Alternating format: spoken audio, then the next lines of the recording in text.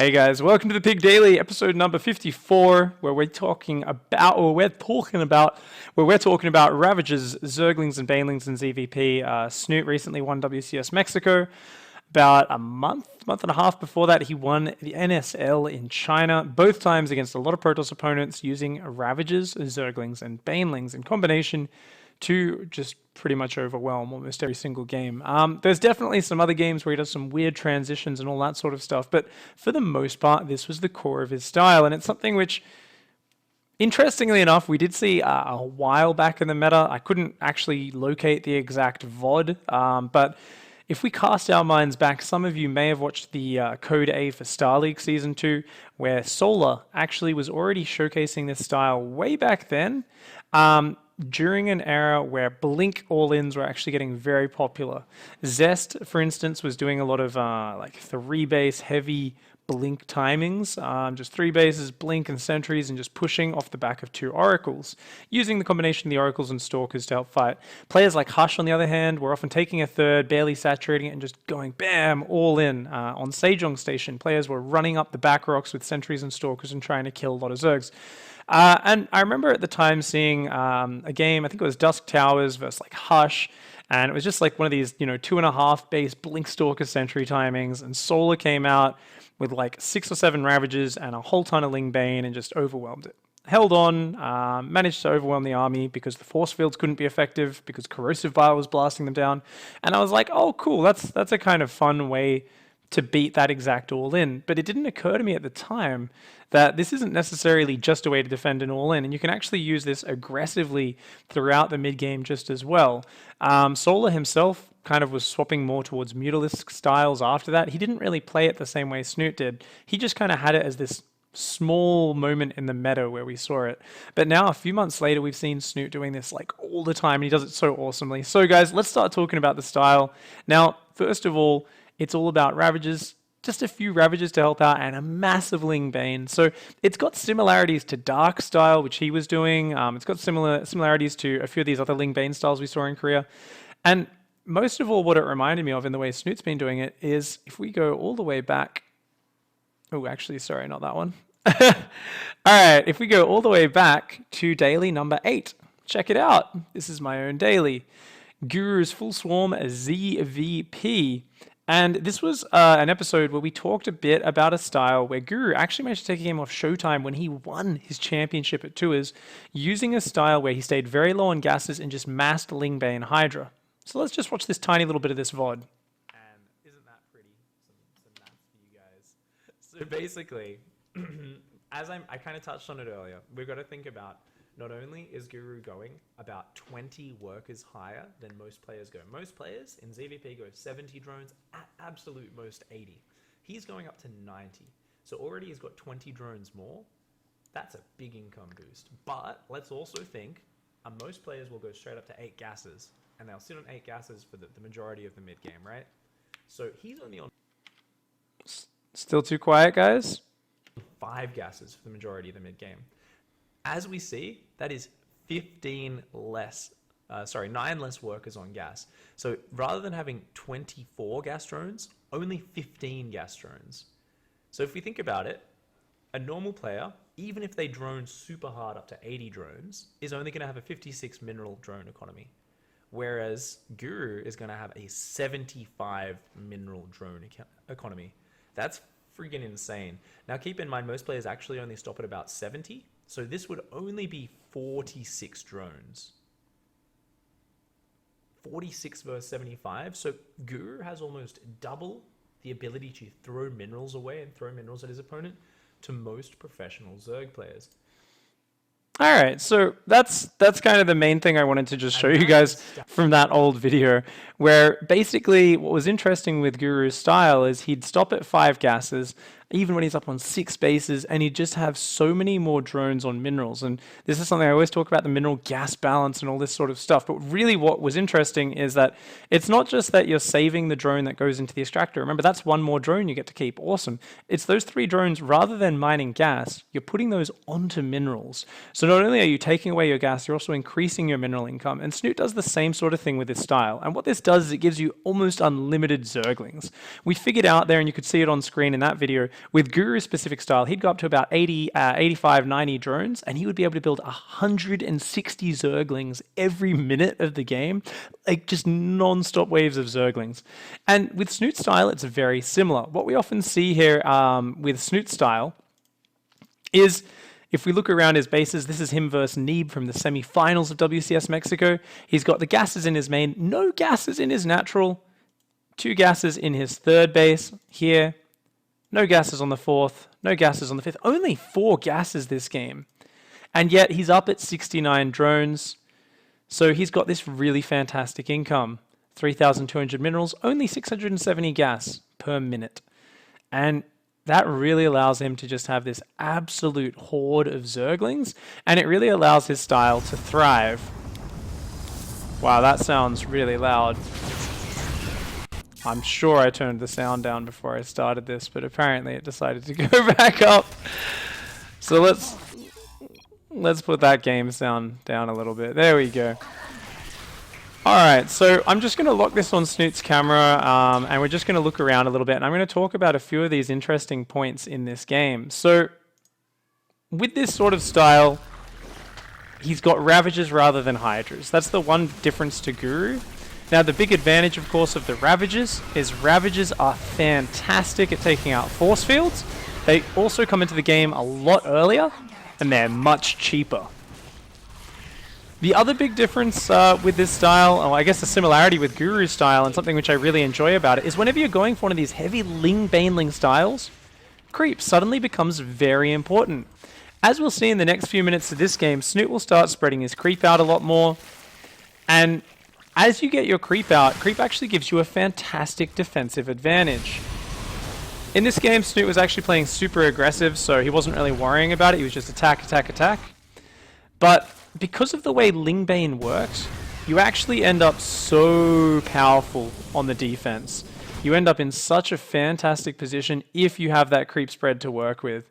So let's see, when does Snute actually start doing that? I know he does spread creep eventually. Even though it's super late in this game, just by getting the creep out, he creates a very dangerous zone on this map where it's so hard for Protoss to engage in here as this creep kind of connects out and spreads over these bases. And that's where things get really interesting, because a lot of styles we saw with the Hydras, with the Lurkers, players were playing so all in and like all about hitting one timing that very rarely did creep actually help you, because the Lurkers were so immobile. Even having a little bit more mobility didn't change the fact that they had to uproot, waddle over it, and then root in order to be effective. With this style, on the other hand, it's all about Zerglings and Banelings coming in from multiple sides, flanking in, getting on top of those units before the force fields land, before the storms land. And that's the sort of stuff which makes such a big difference. So I think it's really cool. If you look here at this last fight we just saw, for instance, this is a really good example, actually. So we're going to see it here. Just watching from Snute's camera. He's kind of counterattacking with Zerglings. He forces Neeb to start pushing in on him. And as soon as they're on creep, suddenly the Banelings become so effective, even with the storms there. The High Templar just slightly miscontrolled in the chaos, and almost all of that splash damage of Neeb just falls.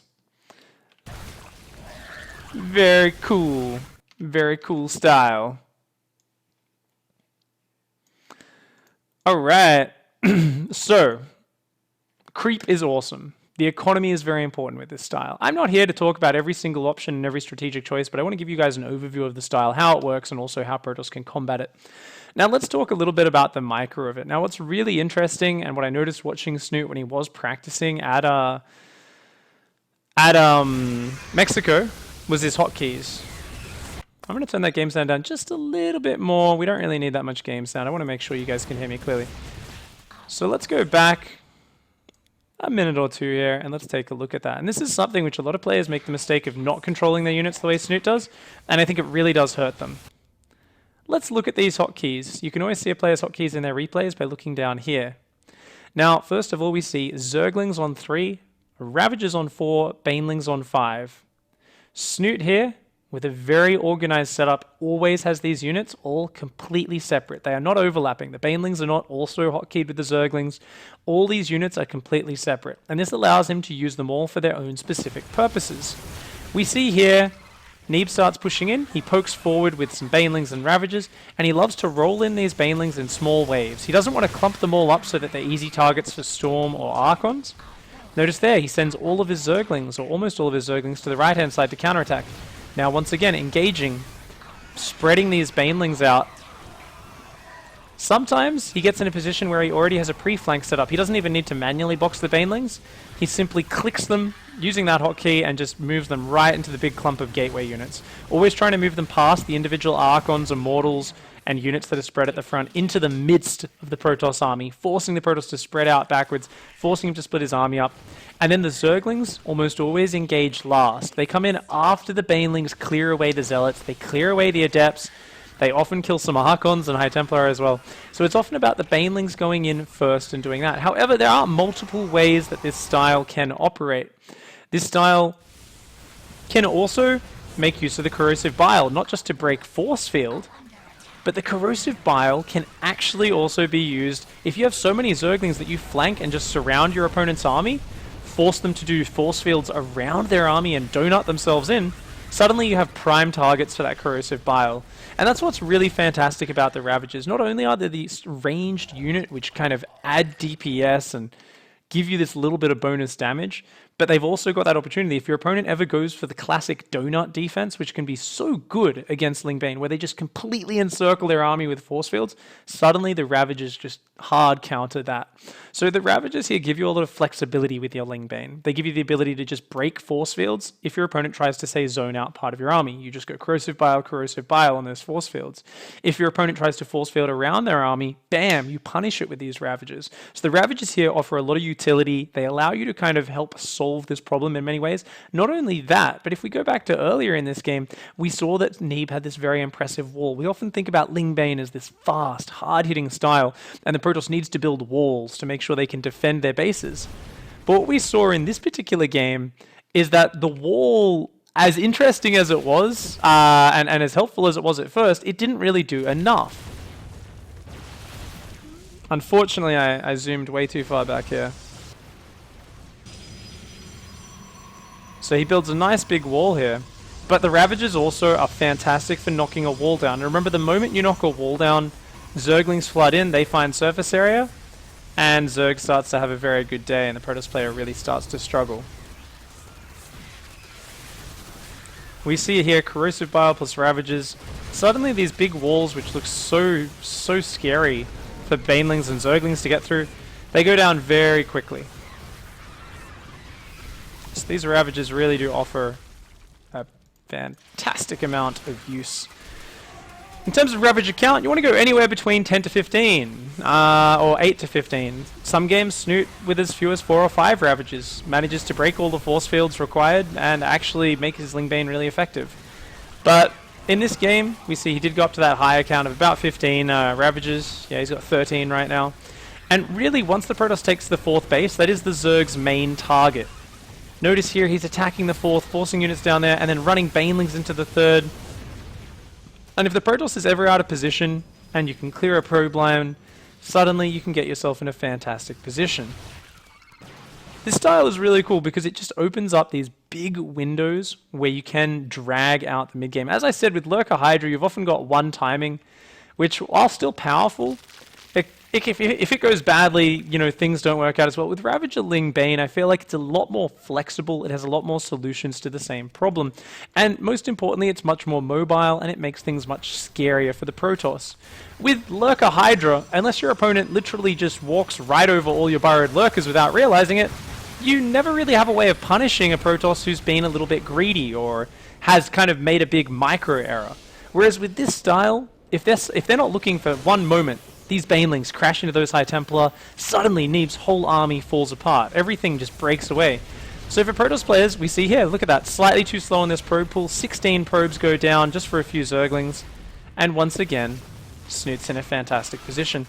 So this is a style where I often feel it's easier to take just a decent engage as well. You can kind of do a bit more of the classic Zerg A move, which people love to rage about.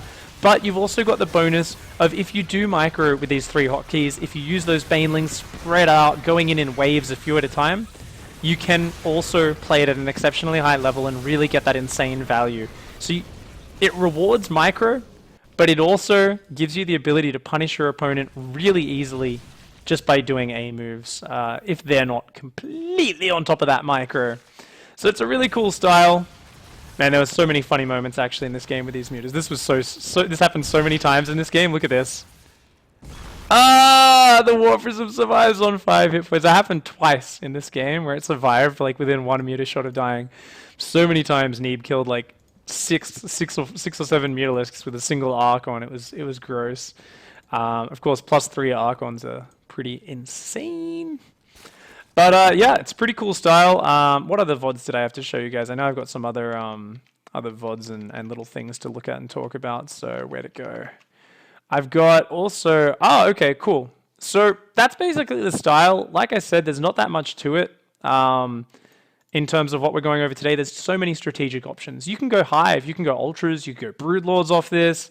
You could swap into Mass Muta. There's so many different ways you could play off this. It's not like you need to just stay on Ravager-ling-bane all game, but you do have that option. Like Snute did in this game, he built a couple mutas to hunt down a Warp Prism. Nah, that's about it. Didn't really build any more than that. Otherwise, it was just Ravager-ling-bane. And I feel like, especially if you guys are going to try this out on ladder, if you want to experiment and explore the style, play just with Ravager-ling-bane, get up that beautiful heavy mineral income, and just keep expanding, keep spreading creep, keep finding these big attacks where you flank in from multiple sides, throw down that corrosive bile, get used to using the units on all 3 hotkeys, and you'll have a fantastic time. So that's kind of how the style works in its generic sense. Like I said, there's dozens of different ways you could potentially transition off this. It's not like the entire game plan is just build Ling-bane and run into your opponent over and over, but you can play that style, and it's very hard for Protoss to get a 4th base. So if you're playing that style, and if you're watching Snute or another pro gamer play this style, what you're really watching for is, can he cancel or kill the Protoss 4th? If he can't do that, and the Protoss can just establish that 4th base securely, usually it's only a matter of time before there's too many killer units up, Archons, Storm, that sort of thing, which will end the Zerg's life. So if you are not transitioning to those higher tier units, getting out the Mass Muta or the Broodlords or the Ultras, then it definitely is about that 4th base is the point of contention. You've got to stop that going up. So speaking of that, we've talked about it as the Zerg. Really, it's just about, we're not talking about the opening, we're just talking about the mid-game style, Ravager-ling-bane, super accessible units. One more point is you always want to go single evolution chamber, and that's a really important point, which a lot of pro gamers, both Zerg and Protoss, have pointed out. You just want melee upgrades. You don't need Carapace, but +2 melee is super important. That's when Banelings can one-shot probes, and your Zerglings and Banelings just become so much more effective at overwhelming things like Archons. So single evolution chamber, that's the only other really thing you need to worry about with the build. And that's going to make it so much more powerful. Now, how do you beat this style as Protoss? And likewise, this helps Zerg players understanding as well. You always want to look at a style. You don't want to say, this is strong, here's a game we're at 1. Cool. You always want to think, okay, well, what should our opponent's race do against this? So if you Protoss guys, this is what you guys should be interested in. Number 1. What units do you want to deal with Ravagers? And mostly Mass-ling-bane. At its core, it's a Mass-ling-bane style. It's got some Ravagers to support it, but it's mostly Mass-ling-bane. So you want splash damage? Absolutely. You want Archons and High Templar. These are the 2 units that you really want. So let's take a look while we talk about how we can counter this with Archons and High Templar. Or you don't have to necessarily go High Templar. You can just go Archons. Let's take a look at a game of Drogo vs Snute from the Casper Cup qualifiers. Now, this is actually from Wardy's stream, so big thanks to Wardy for hopefully not getting too annoyed that I'm going to show a couple minutes of his stream VOD. Yeah.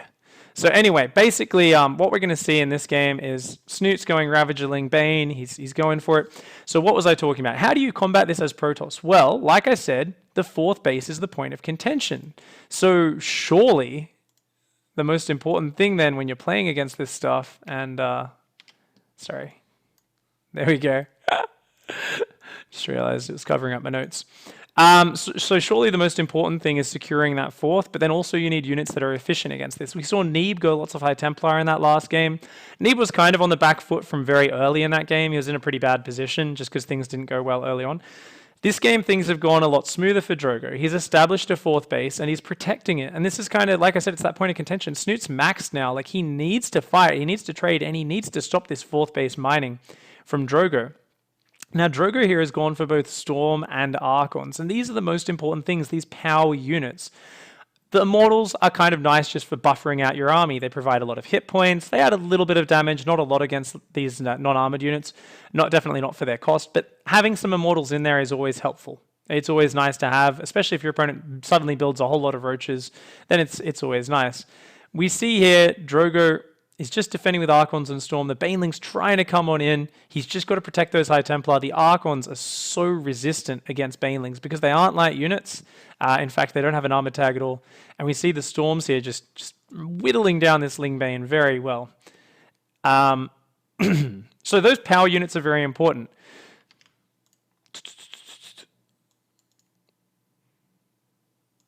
I think what I was thinking about, sorry for pausing there, I'm just kind of gathering my thoughts. So with this style, the big thing which I was thinking is, as a Protoss, the real conundrum, and one of the reasons this is so hard for Protoss players to play against is, where do you put your money? Other than building Archons and High Templar, you always need gateway units before that. But what gateway units do you build? Now, I've seen players build lots and lots of Adepts against this style.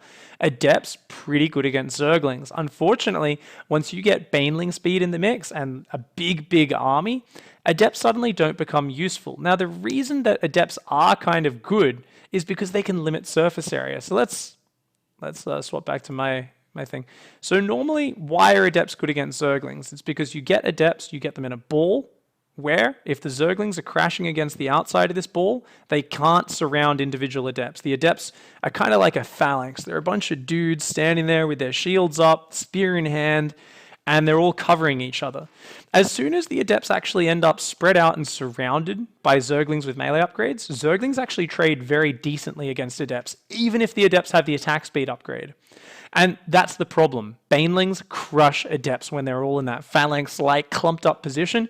Banelings force Adepts to spread out, and once the Adepts are spread out, they just don't trade that well versus Zerglings. So Adepts are kind of off the cards as the game progresses. In the early stages, having a few extra Adepts against Ling-bane is great, but as the game progresses, they're not very good. So what do you end up going for then if you can't build Adepts? Do you go Chargelots? Surely in a big engagement, your Chargelots just headbutt into their death and all die. So let's go back and look at those engages a little bit more in this game, where Snute was attacking right around the 10 minute 16 mark.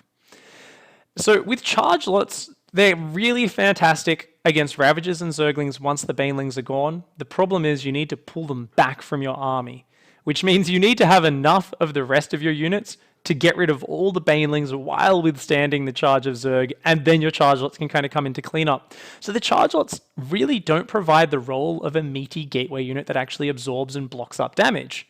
In fact, the Chargelots, arguably, you don't want a lot of them in that big battle. Say you've got 40 Chargelots, that's great, but that's such an amount of units which will not help until the Banelings are cleared, which means you're usually not going to have enough other units to fight the rest of the army. You're going to lose all your important tech units before the Chargelots can even come into play.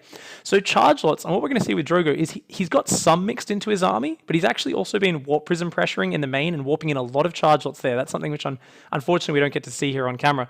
And that's the smart way to do it, because Chargelots are so cheap. What's so good about them is they do great just face-to-face damage even when surrounded by Zerglings, because they've just got the best stats for the cheapest cost, only 100 minerals. And what that means is you can get the most Archons, the most High Templar. If you're building Adepts, each one's 25 gas. If you're building Stalkers, not only are they weak against Zerglings, but they cost 50 gas each. Every 3 Stalkers is 1 less High Templar you can have. So even those Stalkers, I think, kind of provide per unit a better kind of shield and buffer than Zealots or Adepts. The problem is the Stalkers just take away too much from those big damage-dealing area effect units that you need so badly, the Archons and the High Templar. So often what I find myself coming towards the conclusion with, and I was talking to a few different pro gamers, and most of them agree with me, is that Chargelots are actually the best unit against this. At the moment, at least that's how I feel. I can say 100% Adepts are pretty trash at this stage of the game. But the reason, what you want to do with the Chargelots is you want to say, well, I don't want more than a few in my army. I want 10 in my army, maybe 15 at most. Where do I put the rest of my minerals? I'm making these incredibly gas-heavy Archons and High Templar, and it's all about that Warp Prism we were talking about on that mini-map. You're trying to counteract where the banelings aren't. You want to try and warp in 10 zealots in their main base when their banelings are on the other side of the map. Suddenly, they're forced to trade with zerglings, with queens, with ravagers.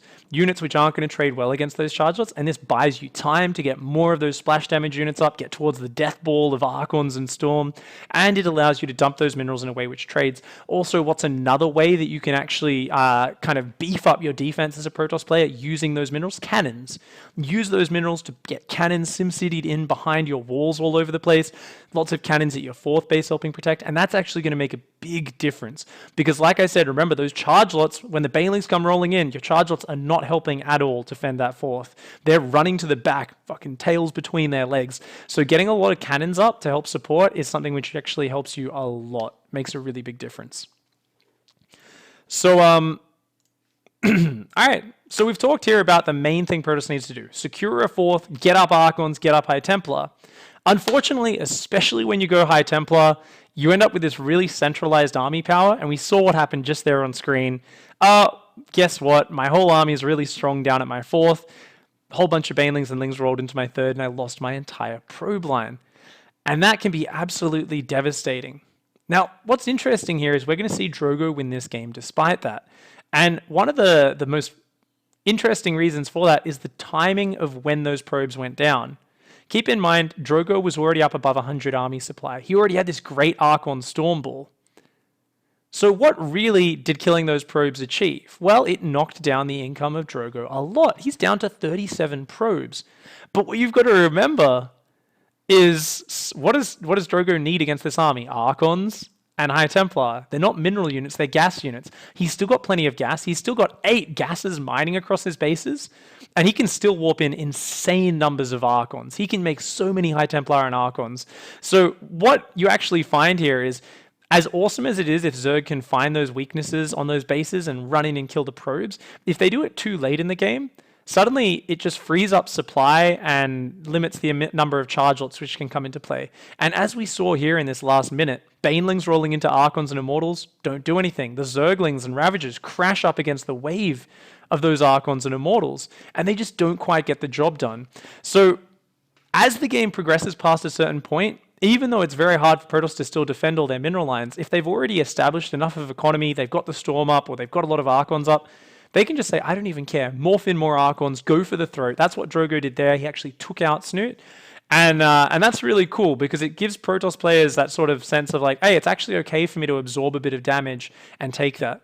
On the other side of things, you can say, well, Snute really, knowing he was up against Storm, seeing the High Templar, should have been attacking that 3rd base earlier. He needed to cut into the income earlier on, rather than we saw for minutes on end, he was just rolling banelings in on the front, trying to trade and overwhelm on the front. Maybe against Storm, Zerg players should actually be counterattacking a lot more. It's hard to say. But definitely that's what you'd want to be trying to focus on. So I think that's the main points we've covered, guys. I think there's so many other things to talk about with this style, and I find it really fascinating.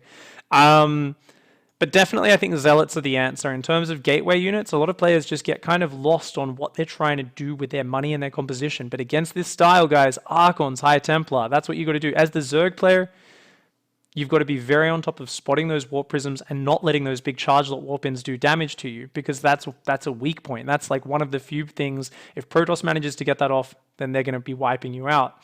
Likewise, you want to be multi-pronging. If the Protoss is very centered around one tight army of Archons and High Templar, the Zerg really wants to use that mobility, and that is what makes this style strong. Remember, guys, it's hyper-mobile. You can find weaknesses even when you can't win a front-on fight, but you can also wrap around a Protoss army. If they push onto creep, you can flank them so easily. You can take an army where if you're going through a choke point, this army is worthless, but you can find those engagements where suddenly you get value by opening up that surface area through maneuvering around the map and forcing your opponent into a bad position. You can punish your opponent. They miss a force field in the mid-game and suddenly banelings roll in and kill all the sentries and adepts. There's lots of different areas where suddenly if your opponent makes a slip up, everything falls apart for them. As well as the fact that it's defensively very strong, especially as you spread more and more creep across the map. The Zerg gets this very indomitable position. It's very scary for Protoss to push into. And that's where if you add in mass Muta transition or a mass Broodlord or Ultra transition, you can win without even going all in off this. You don't need to just be aggressive with Ling-bane Ravager. You can add more gas behind it and tech on up. But obviously that's going to have all sorts of complex interactions on either side. Protoss players scouting to see this guy's actually trying to tech up to ultras. I'm going to kill him before they pop out.